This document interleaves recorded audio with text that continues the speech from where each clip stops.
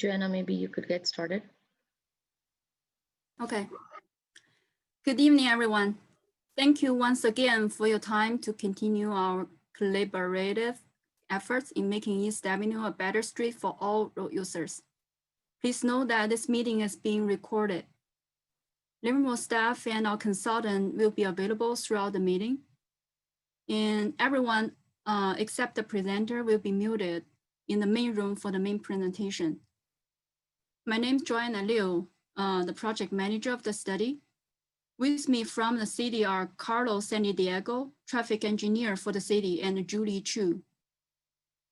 Some of you might have visited the project website and have seen the proposed alternative to improve East Avenue. If you have not, don't worry. Our consultant, TJKM Transportation Consultants, will be presenting each alternative in details later. During our first community workshop, those of you in attendance voiced out your concerns regarding East Avenue.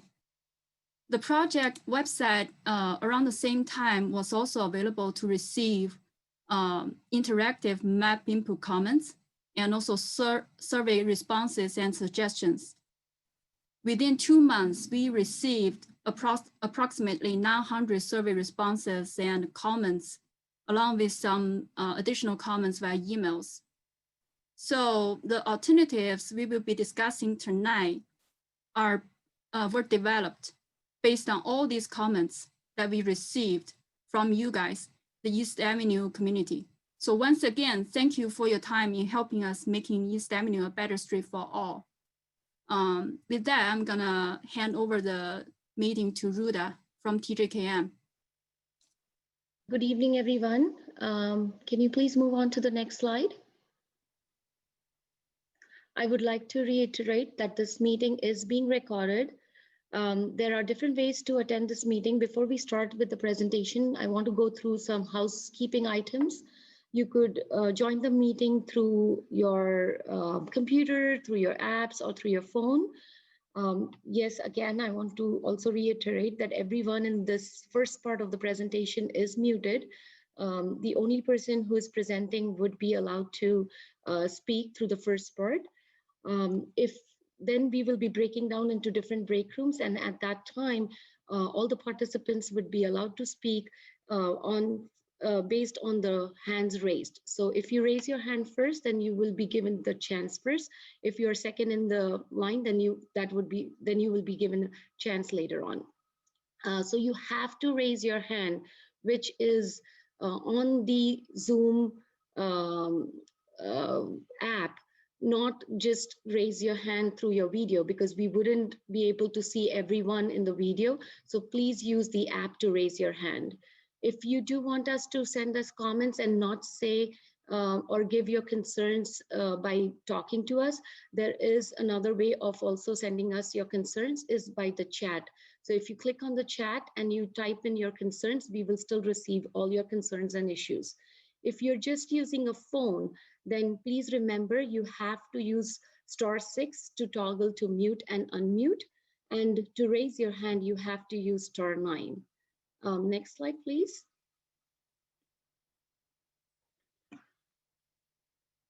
There would be few polling questions throughout the meeting, and you will be able to answer to those polling questions, but you have to make sure that you click submit to submit your answers. So please do not forget to click submit. When we do break into the breakout rooms, you would see a pop-up that comes up that says the host is inviting you to join the breakout room. You have to click on join to be sent to the breakout room. With that, I would like to pose the first poll. And Dhaval, if you could pose the first poll.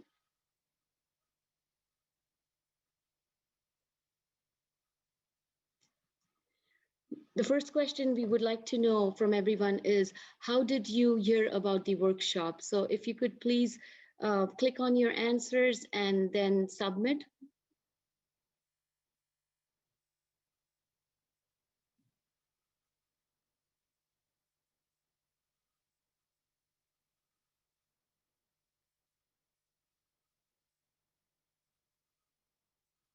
We have 5 more people.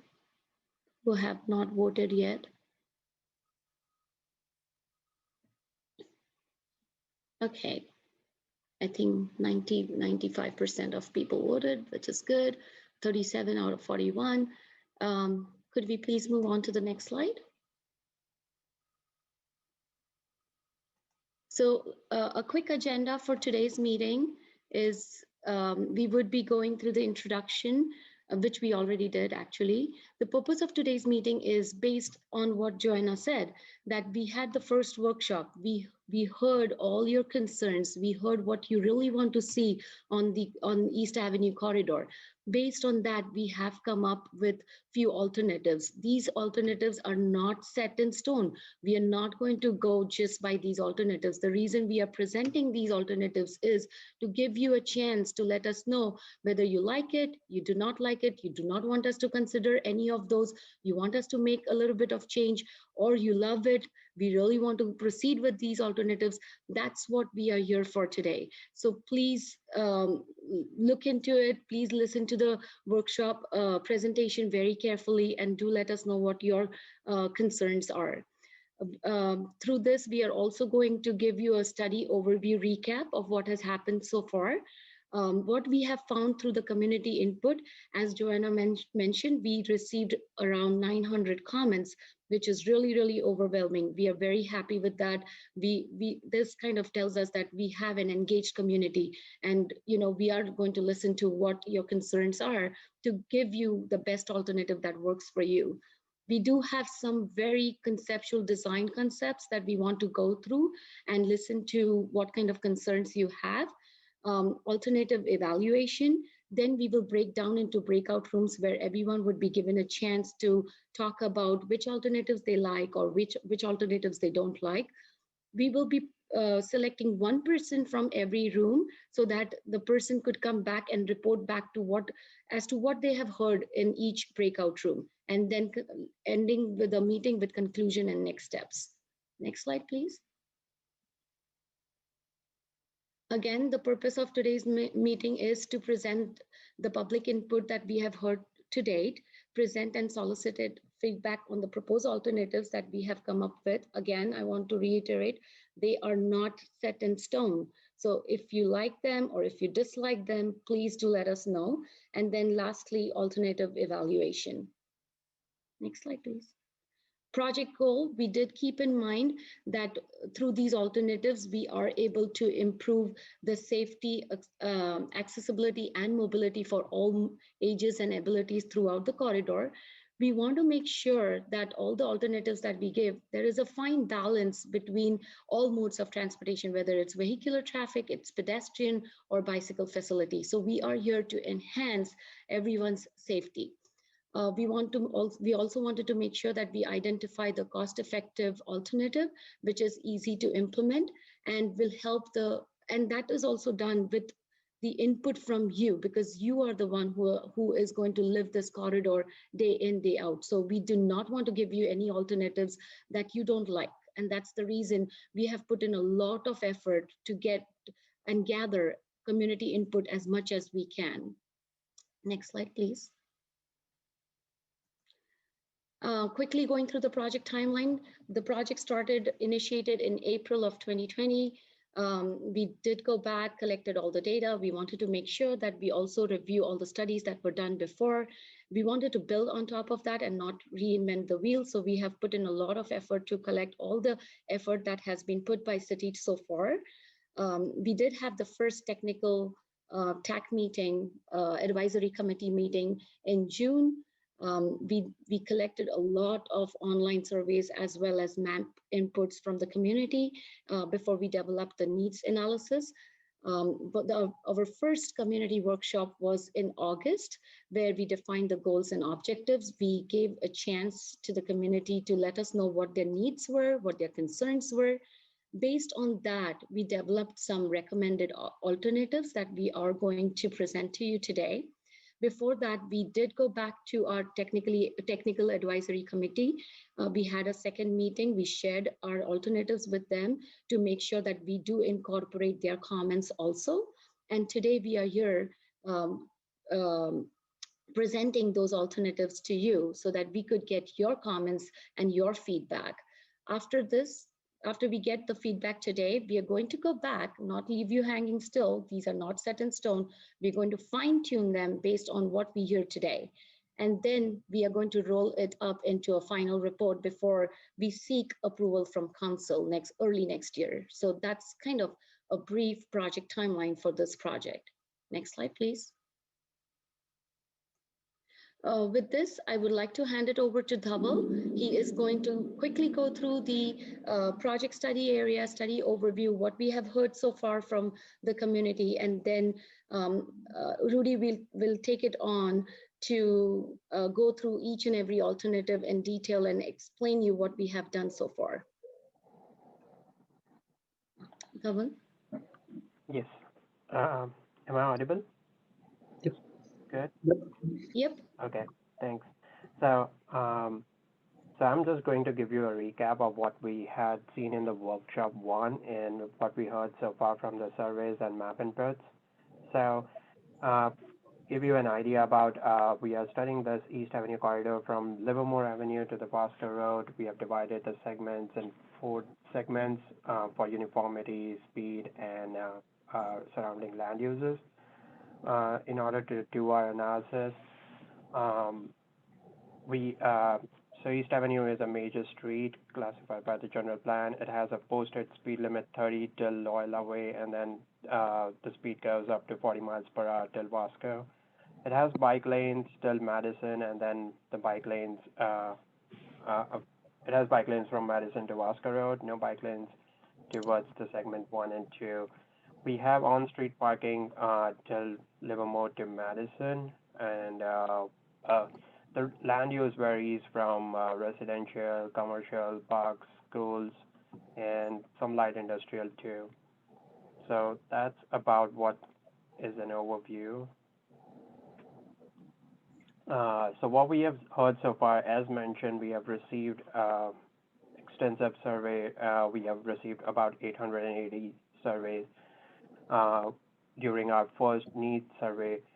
And we asked about how frequent do you use the corridor, and 61% said that they are very frequent users, more than 5 times a week. And then there were a few who said 2 times or less than once a week. What was the purpose? The purpose turned out to be very mixed. People have been using it for shopping, eating, commuting. People who live nearby do all of that. And people go work, people own businesses too.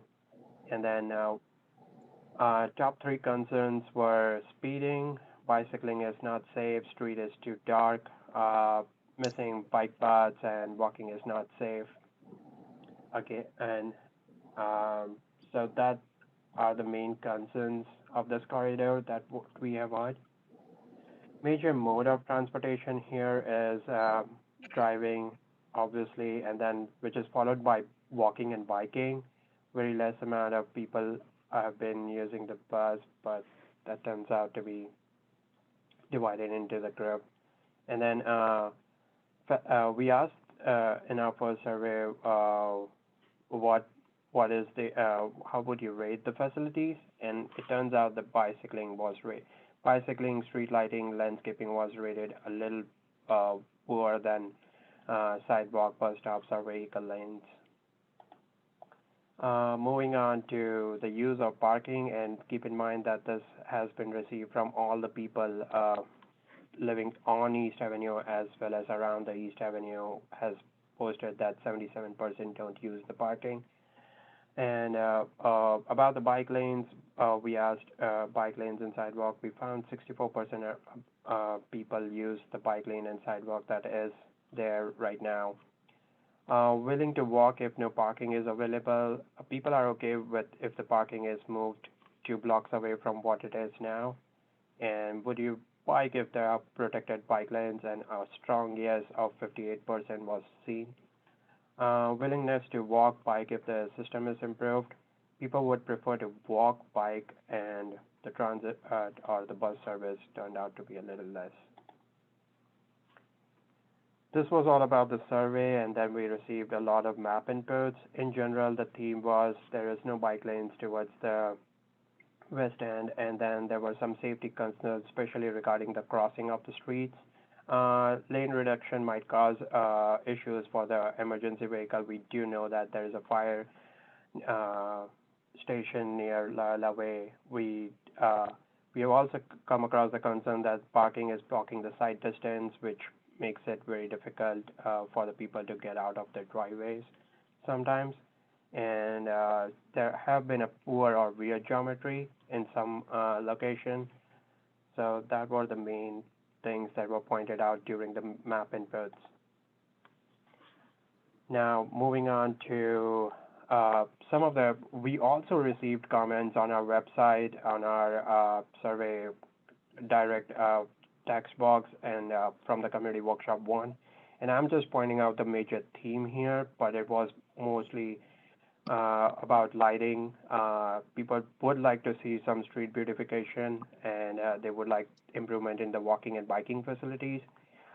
They have raised the concern about if traffic is being backed up near the school drop-off and pickup hours. There was a concern raised about pass-through traffic, people using East Avenue to pass through 580 and other areas. And one of the other thing was parking is an important element for East Avenue, and that has also been raised. So before I move on and give it to Rudy, I'll start the poll 2.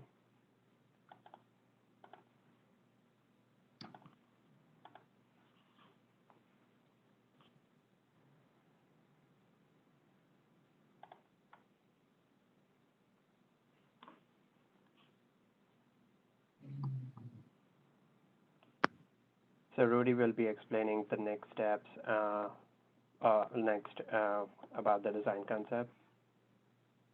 Thanks, everyone, for now.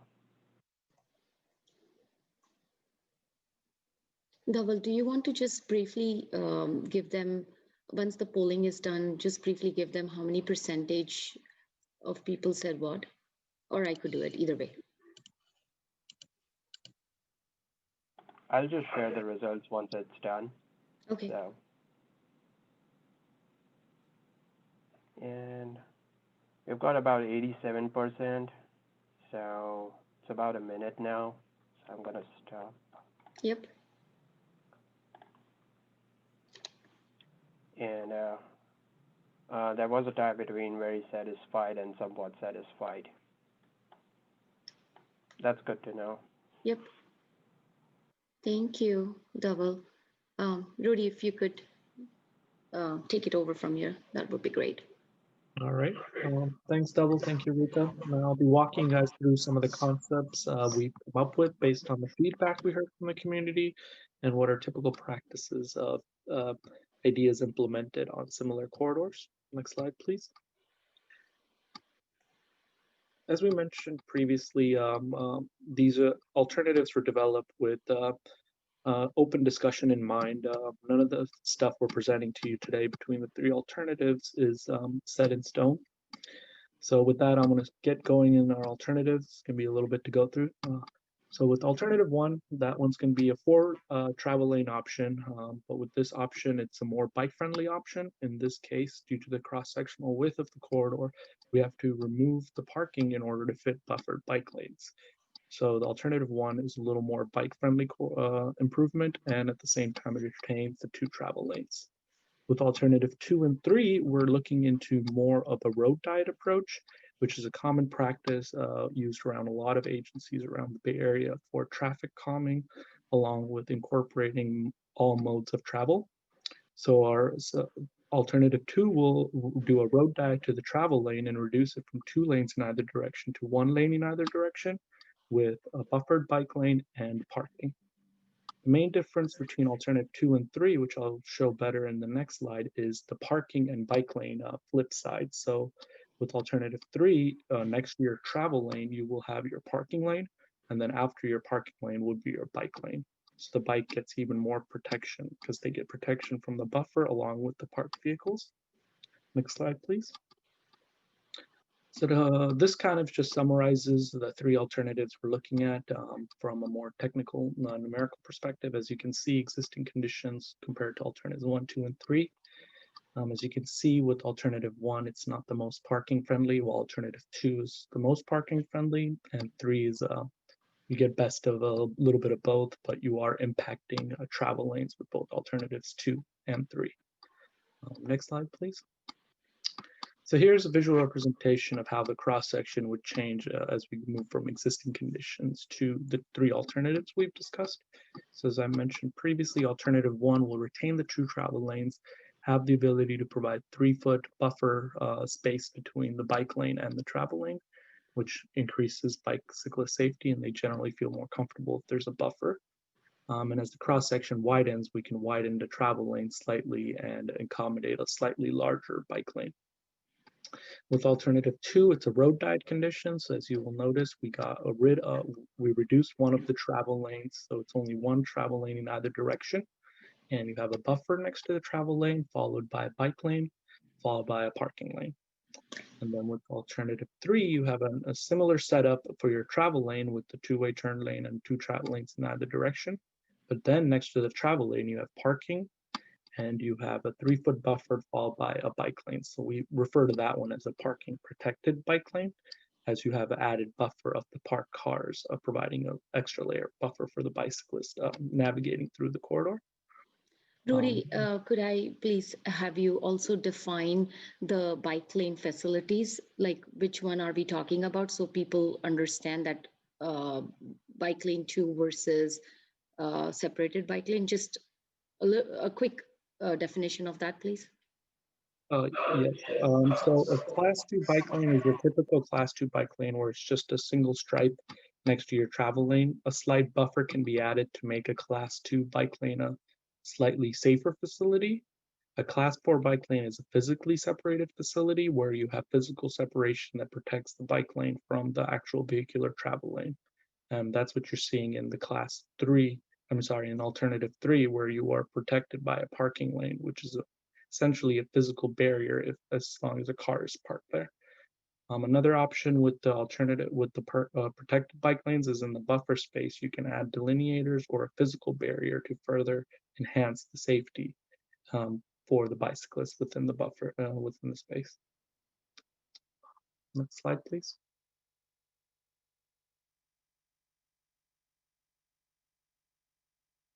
So now we've prepared some conceptual photo simulations, as we like to call them, to help you visualize how some of these improvements would look on the existing corridors. Keep in mind, these are just for visual representation and help folks like myself and others that are more visual folks to help see how the corridor will be enhanced as we look at the different alternatives. As you can see currently in existing conditions, very open space roadway with 2 travel lanes, wide parking lane. And as we go with alternative 1 conditions, next slide, please. You can see we're going to stripe the corridor and make it a little more of a uniform corridor. So each person or vehicular traffic is clearly defined of where they need to be in the roadway. So we'll have 2 inside travel lanes that are 10 feet wide with an outside travel lane of 11 feet wide, followed by a 3-foot space for buffer, and then your typical bike lane in either direction. So this is your alternative 1. We would be keeping this typical through the whole segment 1. Going to the next alternative. This is alternative 2, as we talked about, where we reduce one of the travel lanes and you bring back the center turn lane, and you have 1 travel lane in either direction with a buffer space, with a bike lane and a a parking lane. The nice thing about this is it achieves one of the goals of what the residents mentioned of traffic calming. Typically, it's been shown that when you reduce travel lanes and add in these extra features, it gets folks to drive a little more cautiously through the corridor and helps enhance safety for bicyclists and pedestrians in the vicinity of the corridor. Next slide, please. And then with this one, it's similar setup for your travel lanes where you have the center turn lane and the 2 travel lanes in either direction. But in this case, now you have your parking lane right next to your vehicular traffic, which acts as an extra buffer. And then you have a 3-foot buffer space and then the bike lane. The 3-foot buffer space in between the bike lane and the parked vehicle is nice to have due to the cars opening their doors. And if the door opens into a bike lane, it's a dangerous condition for bicyclists if they're approaching at a fast and they don't notice the person opening the door. So the extra buffer space helps mitigate some of those challenges that you may face. So with that, we can now talk about the segment 2. Oh, sorry. Before that, we have an overview of what your corridor would look like if we striped the 3 different alternatives we've just previously discussed. So looking at the segment between Livermore to Maple Street, you can see if we go with alternative 1, you'll have a uniform corridor of 2 travel lanes in either direction with the buffer space and a bike lane. In the one area where the roadway kind of bulbs out right near 6th Street, you can retain the parking there. Otherwise, the rest of the corridor will have 2 lanes in either direction. One of the downsides of alternative 1 is you'll lose that left turn pocket access that's available to go onto 6th Street. So folks would have to stop in the middle of the through lane to make a left turn. With alternatives 2 and 3, you can see we reduced one of the travel lanes, and that brings back the center turn lane, and that provides the ability to add left turn pockets at each of your minor street access points, thus improving the safety of folks turning left, as they would not be conflicting with folks that are trying to go straight. And then with alternative 3, the main difference was we switched where the parking lane is and where the bike lane is. And in that case, you see the parking now is next to your travel lane, while the bikes are a little more protected next to the curb line as they navigate through the area.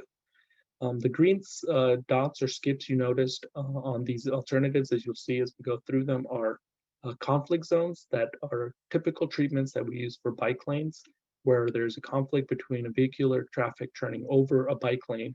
Typically, green skips are used to further enhance the crossing. So both vehicular traffic is aware that a bike is coming through here, and a bicyclist is aware that a car may be turning through this area. Next slide, please. So this is just a continuation now from Maple to Estates. As you've noticed, this cross section widens a little bit. So alternative 1 is the same as we discussed previously with 2 travel lanes. Since this is a little wider cross section, the center turn lane does not get eliminated, and you can provide left turn pockets at key minor street approaches. Then with alternative 2 and 3, you have you have the travel lane reduced and your parking lane.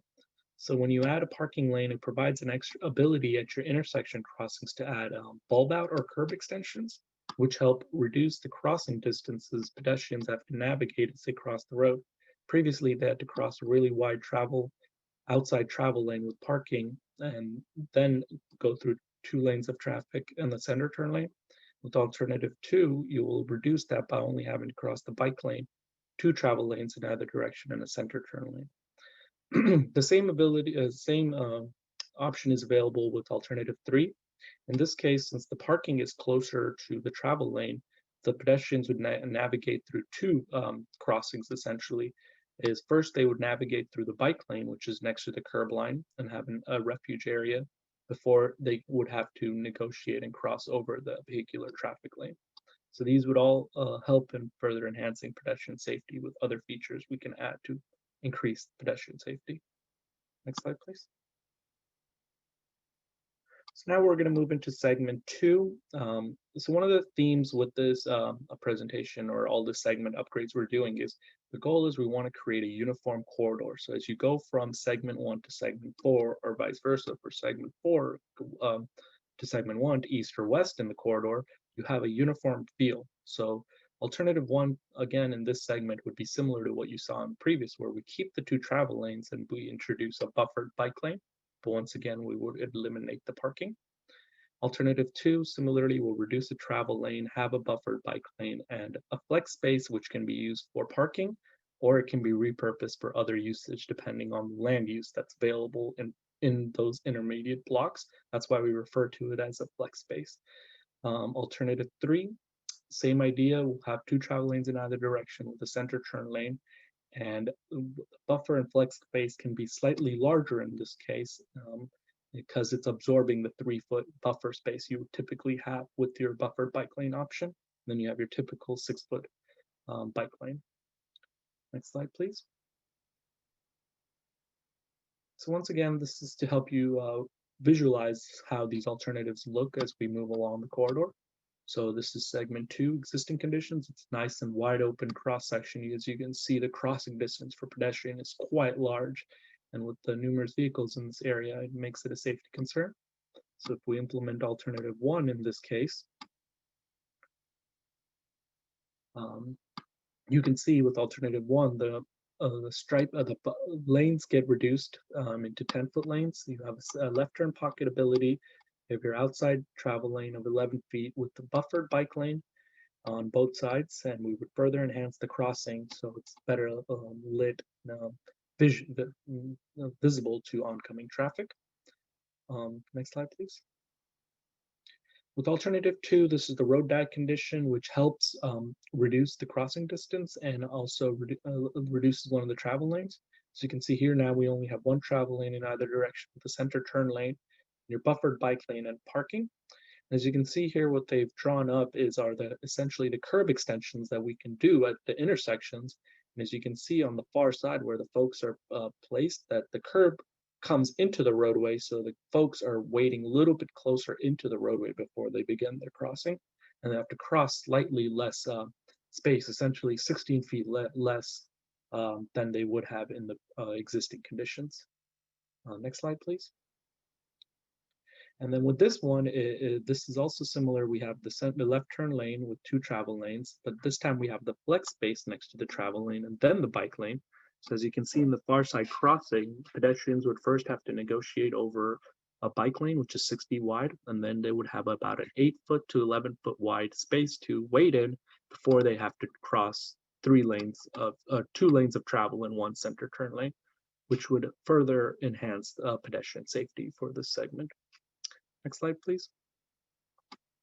So once again, this is just a visual representation of what your corridor would look like from Estates to Madison if we implemented each of the different alternatives we're looking at. So you can see with alternative 1, it's due to the width of the cross section, we do not have to eliminate the 2-way turn lane. You can have 2 travel lanes in either direction with a buffered bike lane, but unfortunately we do have to eliminate parking to accommodate that cross section. With alternatives 2 and 3, we do remove one of the travel lanes. You have 1 travel lane in either direction with 2-way turn lane. And you have a buffered bike lane and then a parking. And then with alternative 3, the parking lane comes next to the travel lane and the bike lane goes next to curb line. And as you can see with the teal and blue highlights, those are opportunities where we can do curb extension or small medium refuge islands to further enhance crossing safety for pedestrians that are using those crossings. Keep in mind, a lot of these are shown as just ideas and suggestions, and it's not necessarily that we're suggesting we place them at all the locations shown. These are just preliminary suggestions, and if there are other areas that would benefit from some of these improvements, we would love to hear your feedback later in the breakout rooms. Next slide, please. So, this now going into segment 3, as you may know, the cross section widens as we go along the corridor.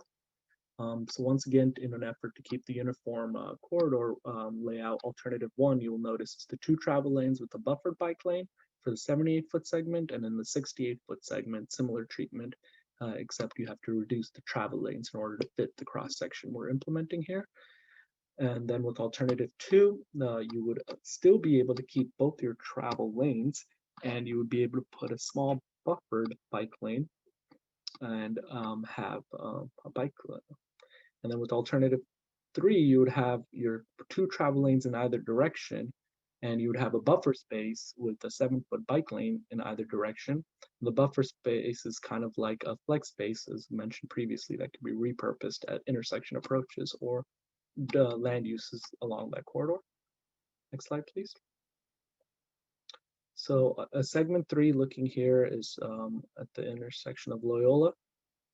This is existing conditions, and now if we apply alternative 1 to it, it would look as such, where you would have a nice left turn pocket back to back going in the other direction, and then you have your 2 travel lanes with a buffered bike lane in either direction, and that would it would make it a more welcoming corridor for bicyclists. Next slide, please. With this alternative, again, it's similar to the previous one. Due to the wide nature of the roadway, you can keep both travel lanes and have a buffered space for the bicyclist. Next slide, please. And then with this one, we're going to, alternative 3, we're going to eliminate the center, the one travel lane and have 2 back-to-back left turn lanes. And then you'll have your typical travel lane, and then you have that flex space, which is 8 feet, or in this area, wouldn't have parking due to how close this intersection is, due to the signal there. And then you can use that extra space that's available to create little buffer spaces for pedestrians to wait before they make their crossing. And this would help reduce the crossing distance. This location is near the fire station, so we would ensure that any of the curb corners and layouts we do are designed in a way where a fire truck or a large vehicle can make the turns without having any negative impacts to the circulation or the aesthetics and layouts of the corridor. Next slide, please. So this is the visual representation of what the corridor looks like. Alternative 1 keeps our 2 travel lanes, and you have your buffered bike lane. Alternative 2, you have your center turn lane with 1 travel lane in either direction, and where the cross section gets a little wider, you can have 2 travel lanes, and then still maintain your buffered bike lane and have parking in locations where it's strategically possible. In this area too, due to the wider nature of the cross section, you do have the ability to widen your sidewalk, which would make it the sidewalk a little more accessible for pedestrians and a little safer. Then with alternative 3, similarly, with the flex space available, you have the ability to create little median islands at intersection crossings, which are heavily utilized to further enhance the crossing and also reduce the crossing distance, so pedestrians feel a little more safer as they're navigating through the cross section. This is now continuing the same between Buena Vista to Mines Road. Similarly, alternative 1 is, as I discussed previously. Alternative 2, since it's wider, we are able to keep the 2 travel lanes and keep the buffered bike lane. And then with alternative 3, we eliminate one of the travel lanes to create a more protective feel for bicyclists and a little more traffic calming by having 1 less travel lane. And as you can see, the improvements of Loyola suggested we can have quite extensive bulb out improvements and crossing treatments to enhance safety there. Next slide, please. And then in our last segment, the cross section opens up pretty widely, but in this section, we do have a nicely landscaped median island, which we want to try to retain as much as possible. So in the first segment where we do have the landscaped median island, we will be keeping the 2 travel lanes in either direction with a buffered bike lane. And in the segment where we do not have the median island, it's sort of a pinch point, we would have the center turn lane with 2 travel lanes and a buffered bike lane. With alternative 2, since the roadway is wide enough, we would have 2 travel lanes in either directions with a bike lane and a buffer space. And when it pinches, we would the median would drop and turn into a 2-way turn lane with 2 travel lanes, buffer and buffered bike lanes. Then with alternative 3, our road diet condition, we would have 1 travel lane in either direction with a buffer space or a flex space for the outside, and then you would have your bike lane that's protected by that flex space or the buffer space. Next slide, please. So this is looking at the East Avenue going towards, looking to the east for existing conditions. And then if we superimpose our first improvement, alternative 1 on this, you can see we would have 2 travel lanes in either direction and a buffered bike lane coming towards you, as you can see on the left side. And then also on the far side, you see the buffered bike lane.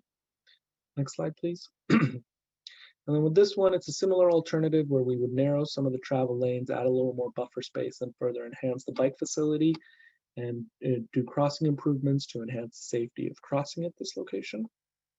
And then with alternative 3, this one introduces the flex space, as you can see in the near side, and you have 1 travel lane in either direction, and you have a bike lane which is separated by 11-foot flex space, which makes the biker very happy. And as you can see on the far side of the drawing, you would have 1 travel lane, 2 in either direction, and this would help reduce the crossing distance pedestrians have to negotiate through. Next slide, please. So this is an overview of what the previous alternatives I just talked about look like. As you can see in alternative 1, you have 2 travel lanes in either direction with the buffer space, followed by alternative 2, which is similar with where the lanes get narrowed a little bit to it. So that usually leads to a little more traffic calming when you have narrow travel lanes.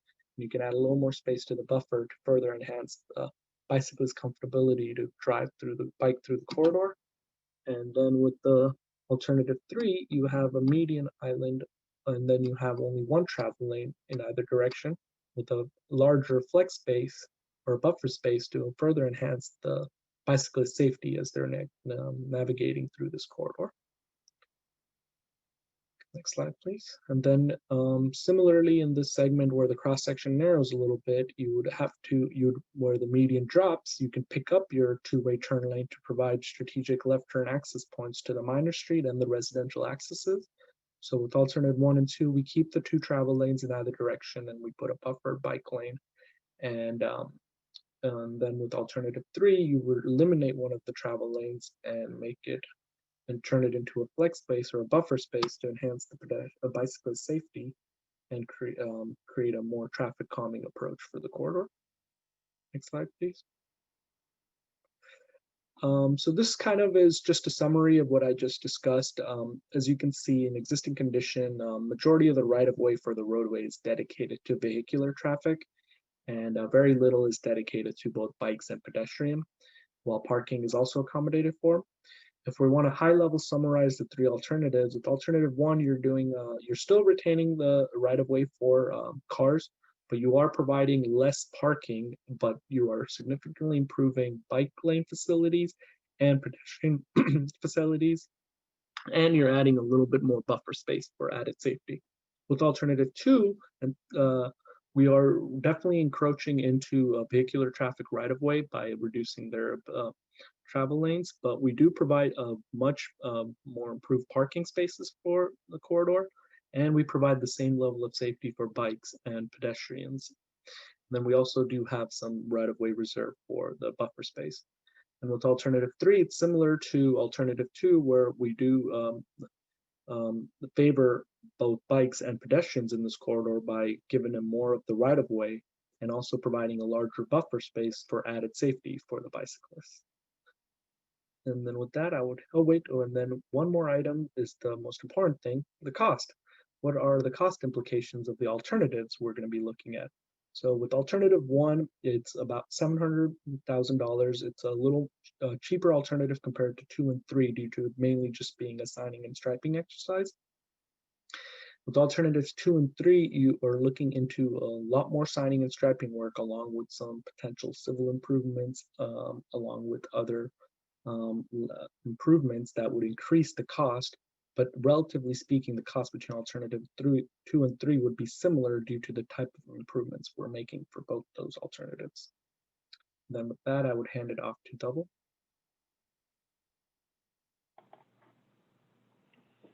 Great. Thank you, Rudy. Of course. So, and we are doing good on time too. So,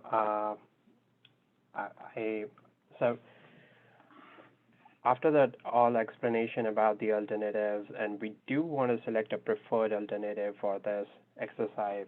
So, how do we do that? That's the question that pops up. So, let me try to answer that question for you. So we identified the project goals based on community input that we received from surveys and inputs, which I've shown earlier, and then we found out that the 3 themes were common: safety, mobility, and implementability. So if an alternative improves safety, this is just to show you guys how it would work. Improve safety, then it gets has a weightage of 10 points, and then reduces speeding, has a weightage of 10 points.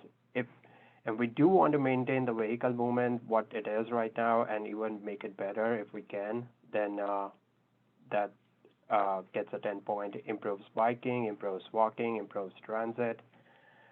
And then one of the major things, if it's implementable or not, because we are talking about these alternatives and it should be implementable. So we want to make sure that we receive the community support before we even think about doing any of it and think about how is the process and everything. Rudy mentioned about cost and funding, and the last thing would be the ease of implementation, because how difficult would be to implement something which requires a lot of, and so gets a 10 point. And I do want to make this point. We have posted out the alternative selection survey on the website. And now that you have all the information that you needed for the alternative selection, it would be a good time to fill out the survey. And the survey will be there for till the end of this month. And I do have a poll for you guys.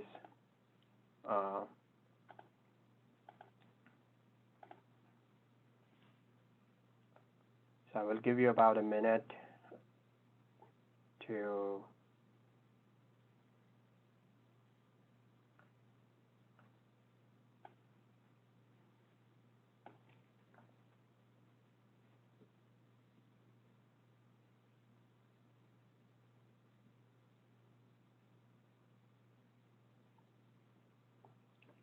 so far I have received 60% and more people who have voted, which is good.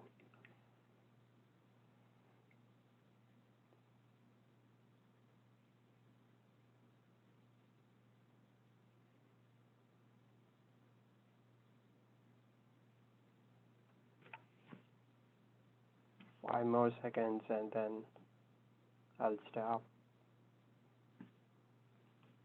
5, 4, 3, 2, 1, and that's it. I've got 86% votes, so that's good. So I'm sharing the results of the poll now. We were asking about how do you feel about the process, what we have laid out based on your input, and there seems to be some dissatisfaction, but overall we see that most of the people are either satisfied or very satisfied with what we have presented today for the alternative selection. Thank you so much for taking part in that poll. So moving on, I want to show you examples of how we are going to do this. When we say improves biking, how we are going to do improve biking analysis. So in the first workshop, we presented bicycle level of stress result, and we showed that the existing condition is not very bikeable, and then we have evaluated alternative 1 and alternative 2 and 3 the same way. And we have found out that one of obviously with high buffer and everything and the safety features of alternative 3, it kind of weighs towards the side of better biking, provides a little better biking facility. Moving on to if it improves the vehicle movement, so what happens there is we have done the level of service analysis, which is pretty common. And I'm right now showing you the major intersection, not all of them, but the major intersection, including the major signalized intersection. And you see that alternative 1, it doesn't deteriorate any level of service condition, and none of them results in an unacceptable level of service. Seeing alternative 2 and 3, alternative 2, it pretty much remains the same, maybe a little delay in alternative 2, but alternative 3, we do see some unacceptable LOS, and it is because of the Hillcrest has a very weird split phrase because of the intersection geometry. And we do have some mitigation measures which we could, but it would require some extra mitigation for alternative 3. How about the future condition? And this is very important. Like, we just don't want to evaluate, and we did a lot of analysis. I'm just presenting you the direct final results. We have done the delay per second and everything, and what I'm trying to show you is to make it very clear what it would be like in the future. And if you see the future 2040 conditions, which we usually do, and then we found out that if we keep it the way it is, it should work. Like the way East Avenue is right now, it should be okay for vehicle movement. And alternative 1, since we are not reducing any lanes, we are just reducing parking, which wouldn't affect the vehicle movement, it remains pretty much the same. When it comes to alternative 2 and 3, we do see some unacceptable LOS again at Hillcrest and Dolores Street. Hillcrest, again, it was the same reason that it would require some more significant improvement, and then Dolores, there are mitigation measures available which could be done in order to improve the service there as well. But overall, all the 3 alternatives will impact wouldn't impact very significantly or wouldn't turn into something which is very worse. Now, what happens here is what I'm trying to say. It all depends on perspective. You see more cars on a street, and you think, but it might be due to just 15 minutes of that particular time, especially during the school drop-off and pickup. You would see a lot of cars, and you would think there is a congestion on the street. For a person A, this empty streets would be a good thing, and he would like to enjoy his suburban life. Person B would think now this is so it's acceptable or not acceptable depends on person to person. For a business owner would love to see some crowd so that his business runs good, and for a person who's want to enjoy his household would love to see his no more traffic, very ease of movement when it comes to vehicle movement. So it kind of depends on person to person when it comes to selecting a preferred survey. So I would like you to keep this in mind when you do your survey for the alternative selection. Now, finally, we will prepare a sheet which says about, hey, this alternative one improves safety, and how much does it do it? If it reduces speed, how much does it do it? Maintains vehicle movement, and then we will compare all of that, but make sure that the most important and the highest weighted feature is the community support, and which would be considered when you, and we encourage you guys to take the survey once we are done with this workshop today. And with that, that was my section for today, and we'll be heading towards the break room now. So, Eileen, if you could get us started on moving on to the break rooms, that would be great. Okay, right when you see the pop-up, go ahead and click on it. So maybe our group can start. So sorry, if you could kind of give us a run through of what happened and what were the takeaways from our break room, that would be great.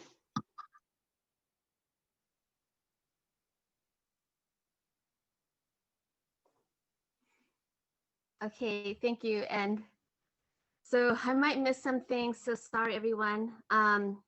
Our breakout room talked about a lot of things. We discussed so safety, a few points, residents on East Avenue pulling out, addressing that, safety of pedestrians on East Avenue, the safety of cyclists on East Avenue, and also the safety of the surrounding neighborhood when traffic spills into the neighborhood, or if traffic were to spill into the neighborhood. There were some specific concerns brought up by cyclists, including recreational cyclists and cyclists who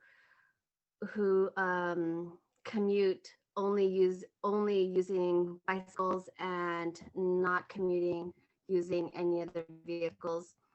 Particularly that the areas and segments closest to South Livermore are really too dangerous for cyclists, that option 1, 2, and 3 are improvements, but option also voicing the concern that option 1 may really not be enough of an improvement for cyclists.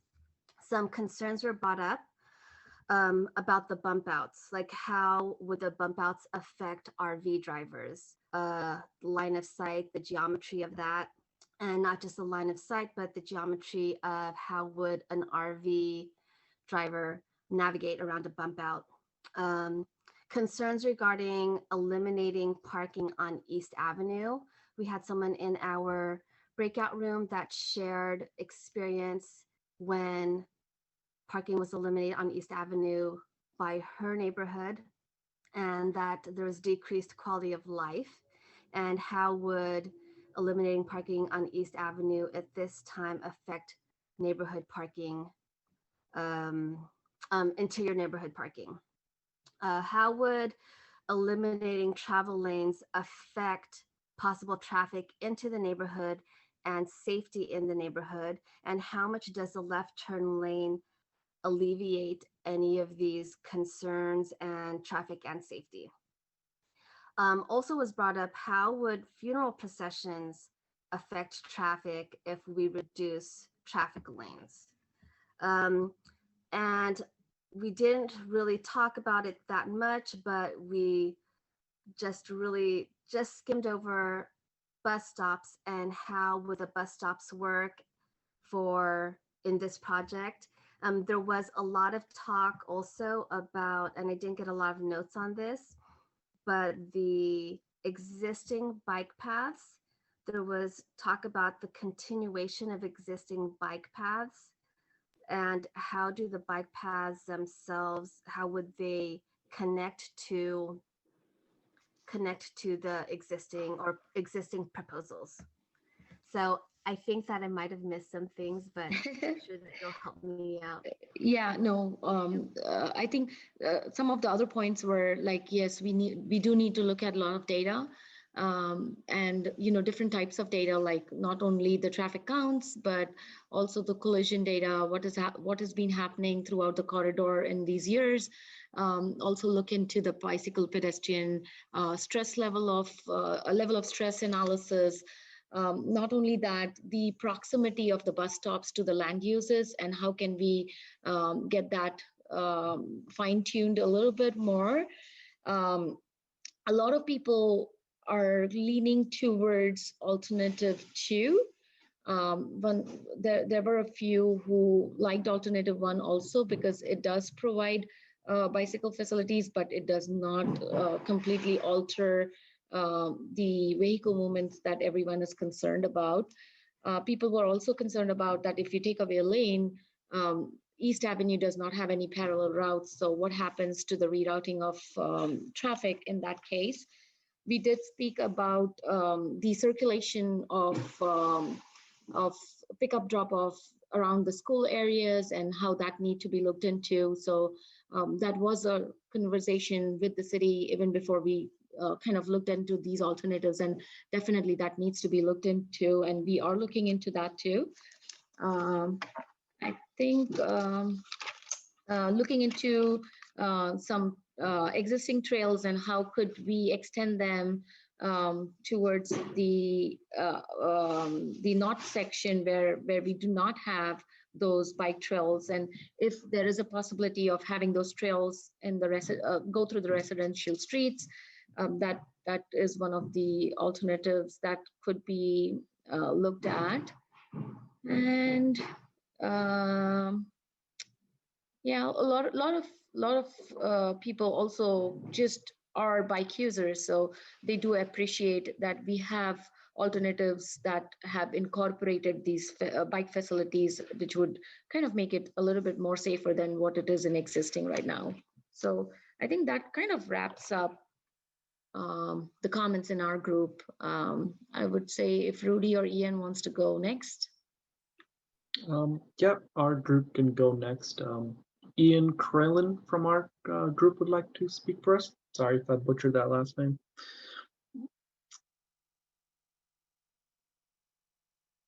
I need to be unmuted. There we go. Oh, we just had you unmuted. Oh, we're playing with you. Okay, there we go. So I'm just going to try and be a little bit broader and more general. In general, the group was leaning towards options 2 or 3, although there were a few people who wanted to see 2 car lanes maintained throughout the corridor. There was some debate about whether it'd be better to actually have the bike lane buffered by cars or not buffered by cars, with people presenting different reasons for preferring both options, from having a little bit more space because the cars could use the gutter for parking and bikes can't, to having cars protect you, as well as line of sight when cars are turning right if their bikes are not on the other side of the car.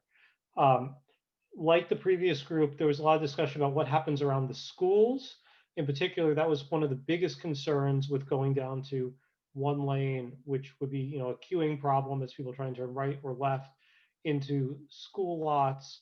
And there was some discussion about mitigations from a diagonal crosswalk at Hillcrest, for example, so that you could get students across quicker in one movement. to at Livermore High School encouraging alternative drop-offs and having people walk a little bit further, but not everyone trying to drop off right in front of the high school. There was some concern about whether or not cars would take alternative routes and back up neighborhoods. People were mixed as to whether that would be viable or just frustrate motorists more than being on East Avenue. But there were definitely key concerns about that happening at key times around school pickup, drop off, or nighttime events at the schools. And so, you know, those were kind of the things that most were worrying people about going down to one lane each way, in addition to the intersection at Livermore Avenue, which is always tricky because of the weirdness of all the streets coming together at once. So I didn't go into a lot of the details that we covered, but that kind of gives you a high level feeling of what we talked about and people's biggest concerns and some of the mitigations that people were thinking about. Thank you, Ian. Rudy, would you like to add anything before we? No, I think Ian covered it pretty well, high level wise. Thank you. Thank you. Anna, Ian. Yeah, from room 1, we have Jennifer. Oh, we need to unmute her. Let me do that. Yeah. Yeah. Okay. So in general, we liked the road diets. The both option 2 and option 3, with a slight preference for option 3, were what people picked. But within that, we're concerned about one lane and then things that would cause backups on East Avenue, like a delivery truck. We talked about the schools as well. And then congestion at lights, if you know that all of those things might cause backups and problems. We want to keep the parking, and we also we talked a lot about bike safety and just general safety. Is any marking and any more markings would be improvements. East Avenue needs that maintenance, and there's some issue with the street. We thought with the street lights on one side, they're very bright, and on the other side, they're not very bright at all. And that causes some issues as well. We're concerned about left turns, whether it's onto East Avenue, like at Almond, or off of East Avenue, down at the west side at the non-perpendicular streets. We wondered if a hybrid option was an option, where maybe we had 4 lanes down at the labs, narrowing down to 2 as we came into the residential area. And then a better discussion of the connection for the bikes to trails, because that was not anywhere in the plans, and that is an option going down Almond Avenue off of East Avenue. And then there was one more thing. Oh, tourism. Has that been thought of this? How will going down to one lane affect any tourism traffic? And I know you did a lot of work to reach out to the residents, but we think that maybe more that has to be done again. The residents in the neighborhood still may not have heard about it. That's all. Thank you. Ian, Anna, do you want to add anything? I guess Jennifer pretty much nailed it. The difficulties turning from side streets onto East Avenue. Again, the trail connection, the school drop-off issue, and whether the fire trucks has access to adjacent properties when there's parked vehicles, and with the one lane option. So yeah, pretty much covered. Okay, so to be respectful of everyone's time, we are already 15 minutes over, but thank you so much. We really appreciate your time and letting us know what your concerns are, what you like and what you dislike. We will be having a third workshop pretty soon, and we will be notifying that via different means. Also, please do remember that we do have a project website. So if you would like to know more about the project or be updated, do visit the project website. Before I hand it over to Joanna, Carlo, if you would like to say anything, or just let me know, or else Joanna can kind of wrap it up. Yeah, sure. So again, thank you for everyone's time, because this is like a 15 to 20 minutes over what we planned. And thank you for your inputs and comments. And the city and our consultant, TDKM, definitely we will take these comments and recommendations into consideration and come up with a hybrid alternative. And also the meeting and alternative document will be posted on the website, right, Ruda? Yes, yes. All the memos, all the analysis will be posted on the website. So please do visit the website. It kind of is updated every few days. So please do that. Yeah, so with that, I think we're gonna end the meeting. And thank you everyone, and have a great evening. Thank you. If your friends and family or neighbors have not attended, please do visit our website again. There is going to be a next questionnaire, so please don't forget to take that survey. And thank you for your time. Good night, everyone.